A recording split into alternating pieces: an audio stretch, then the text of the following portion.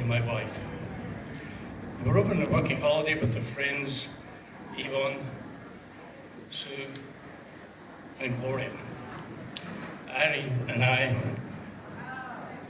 Angela and I returned to Adelaide in September of that year, and Irene followed the following year. Irene Ann Denholm was born in Glasgow on the 2nd of November 1949. She was the second child of Tom and Nan Denholm, and she attended school in Glasgow before the family left for Australia in 1960. They set sail from Southampton on the SS Orion for Sydney. During the voyage, Irene, aged 10, took part in the Miss Orion beauty contest.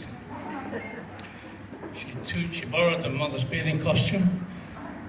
She stuffed some of her father's socks down her front, and she struck at her stuff. Sadly, she didn't win. When they arrived in Sydney, they moved up to Newcastle, where Tom had a contract with BHP as an electrician. At the end of the contract, they moved back to Sydney and stayed in the Ragged hostels at Walgrove and also Cabramatta. In 1963, they moved to Adelaide and settled in Vale Park. They moved, it brought us back to 1969, and then they went to Perth. In 1971, Irene and her good friend Yvonne moved over to Europe for a couple of years.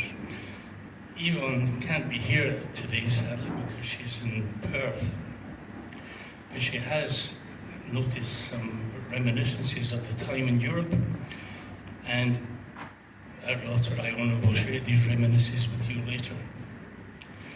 Irene returned to Adelaide, and with her good friend Marge, they moved into an apartment in Glenelg. The following year, they moved to Paddington, Sydney, and stayed in a nice terrace. Irene worked in real estate, and it was in Sydney that she obtained her real estate license. They developed an interest in skiing, had a nice trip to New Zealand, to the snow, and a few trips up the Snowies, New South Wales. Mars tells the story of the time they were on the train heading up to Cooma, and it was freezing cold.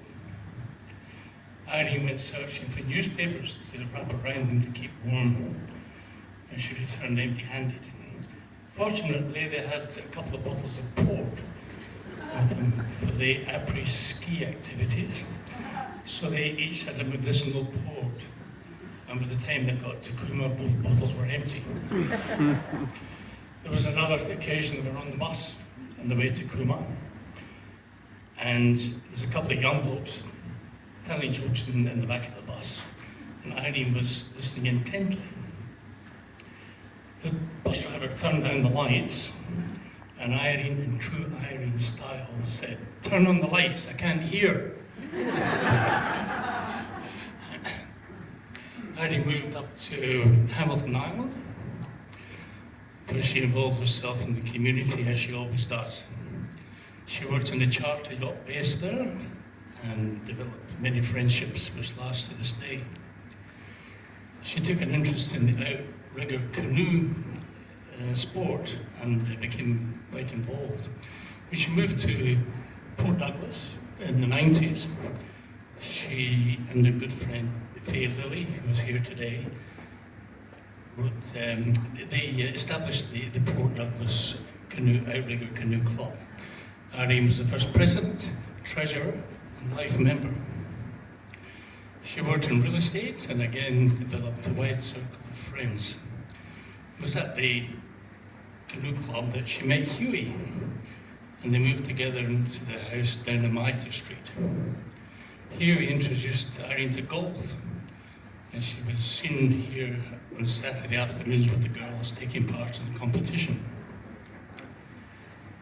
Huey always reckons she did her best work in the 19th hole, where the salt blanc was a speciality. She also played rummy cup with the girls down in Mitre Street on a Thursday afternoon.